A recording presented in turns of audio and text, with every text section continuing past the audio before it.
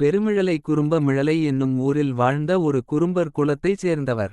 இவரது இயற்பெயர் என்னவென்று தெரியாவிட்டாலும் இவர் வசித்த ஊரின் பெயரால் பெருமிழலை குறும்பர் என்றே அழைக்கப்பட்டார். இவர் மற்ற நாயன்மார்களைப் போல நேரடியாகச் சிவபெருமானுக்கு சேவை செய்வதை விட சுந்தரமூர்த்தி நாயனார் மீது அளவற்ற பாசம் வைத்திருந்தார். சுந்தரமூர்த்தி நாயனாரையே தன் குருவாகவும் தெய்வமாகவும் மதித்தார். பெருமிழலை குறும்பர் தினமும் சிவபெருமானையும் சுந்தரமூர்த்தி நாயனாரையும் மனதில் நினைத்து ஐந்தெழுத்து மந்திரமான நமசிவாய என்னும் மந்திரத்தைச் சோர்வின்றி சொல்லி வந்தார்.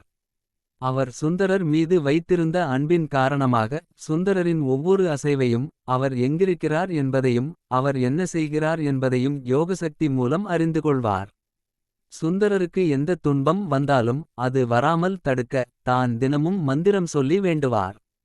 ஒருநாள் சுந்தரமூர்த்தி நாயனார் சிவபெருமானால் வெள்ளை யானை மீது ஏற்றிச் சிவலோகத்திற்கு கைலாயம் கொண்டு செல்லப்பட இருக்கிறார் என்பதை தன் யோகசக்தியால் குறும்பர் அறிந்து கொண்டார். சுந்தரர் தான் வணங்கும் குருநாதர். குருநாதரை விட்டுவிட்டு தான் மட்டும் இந்த உலகில் இருக்க விரும்பவில்லை என்று குறும்பர் முடிவெடுத்தார்.